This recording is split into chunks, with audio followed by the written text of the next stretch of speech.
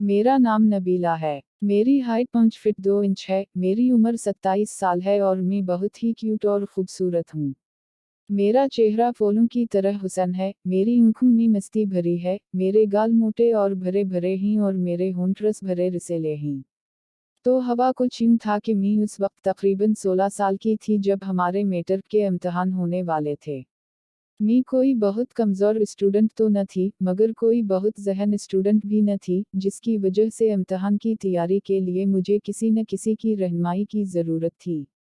मेरी खाला का बेटा शहजाद बीए कर चुका था और वो हमारे घर से ज़्यादा दूर भी नहीं रहता था। मैंने अमंग जान से कहा कि वो शहजाद से बात करें कि वो फारुख वक्त में मुझे पढ़ा दिया करें। उस तरह मुझे ट्यूशन के लिए ज़्यादा दूर नहीं जाना पड़ेगा, आने जाने की परेशानी भी नहीं होगी और वक्त भी ज़ाया नहीं होगा। अमंग इसी दिन शहजाद से बात कर आईं और उन्होंने मुझे बताया कि वो हर शाम 7 बजे से 9 बजे तक आया करेंगे। उस दिन मैंने जल्दी जल्दी तमाम काम निपटाए और अपनी किताबें लेकर ड्राइंग रूम में पढ़ने बैठ गई। तकरीबन 7:30 बजे होंगे जब शहजाद हमारे घर आए। शहजाद की उम्र उस वक्त 25 साल के करीब थी और वो काफ़ी वजह और हैंडसम शख्सियत के मालिक थे। उनका कद तकरीबन 6 फीट था, जिस्म मजबूत और तवाना था, कलीन शेयों के साथ सानोला रंग क़यामत ख़ेज़ लगता था। रस्मी सलामदा के बाद मुझसे मुखातब होकर बोले, अच्छा तो मेरी शागिर्द पढ़ाई के लिए तैयार है। मैंने सर हिलाकर कहा, जी। उन्होंने मेरी किताब उठाकर उसके ओराक पलटे और पूछा, किस सब्जेक्ट में खुद को ज़्यादा कमज़ोर समझती हो? मैंने बताया कि मुझे मैथ और इंग्लिश में कमज़ोरी है।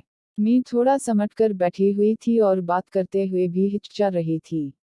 शहजाद ने किताब मेज़ पर रखकर मेरी तरफ देखा और बोले, अगर इसी तरह घबराती और हिचकिचाती रहोगी तो मेरा नहीं ख्याल कि जो कुछ मैं पढ़ाऊंगा वो तुम्हारे जहन नशीन हो पाएगा।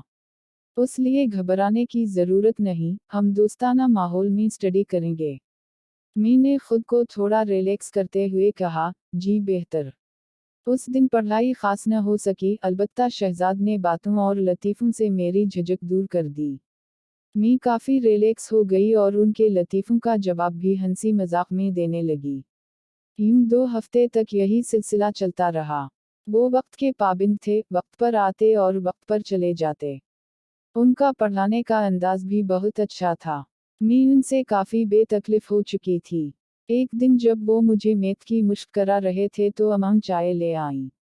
मुश्क खत्म हुई तो मैंने चाय की प्याली उठाकर शहजाद को देना चाही, मगर मेरा हाथ कांप गया और सारी चाय उन पर गिर गई। मैं घबरा गई, फौरन तौलिया ले आई और बार बार माजरत करते हुए उनकी शर्ट साफ करने लगी। वो मुस्करा कर बोले, अब जली तो नहीं, लेकिन अब तुम जरूर जला दोगी। मैं उनकी बात न समझ सकी और तौलिया रगड़ती रही, यहाँ तक कि उन्होंने मुझे रोककर कंधों से पकड़कर खड़ा किया और कहा, बस करो बबली, सब ठीक है। मेरी आंखों से आंसू नकुल आए। उन्होंने मुझे तसल्ली देते हुए बाहों में ले लिया और पेशानी पर बोसा देकर कहा, रो क्यों रही हो? तुमने जानबूझकर तो नहीं किया था। उस रात मैंने ख्वाब में शहजाद को बार बार देखा। कभी हम किसी दरिया के किनारे बैठे होते, कभी पार्क में, कभी पहाड़ों और समंदर के मनाजर में। मैं बहुत गहरी नींद सोई। अगली शाम जब शहजाद आए तो मैं नहाकर निकली थी, मेरे बाल गीले थे। मैं उनकी नज़रें महसूस कर सकती थी। उस दिन मेरे दिल में अजीब ख्यालात आ रहे थे। शायद यही मोहब्बत थी। एक दिन बिजली चली गई। मैं मोमबत्ती लाने उठी तो शहजाद ने मेरा हाथ पकड़ लिया और कहा, ऐसे ही बैठकर बातें करते हैं, अभी बिजली आ जाएगी।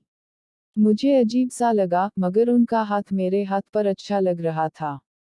फिर मैंने बहाना बनाकर वहां से उठना चाहा तो लड़खड़ा गई। उन्होंने मुझे थाम लिया। उस रात और अगले दिन वो नहीं आए। बाद में मालूम हुआ कि वो शदीद बुखार में मुबतला हैं। मैं बेचैन हो गई। अगले दिन अमां के साथ उनके घर गई। वो वाकई बिस्तर पर थे। कुछ देर बाद अमां और खाला शादी में चली गईं और हम अकेले रह गए। काफी देर खामोशी रही, फिर शहजाद ने मेरी तरफ देखकर कहा, नबीला तुमने मुझे जला डाला है, ये बुखार नहीं, ये तुम्हारी मोहब्बत की आग है। उन्होंने मेरा हाथ अपने माथे पर रखा।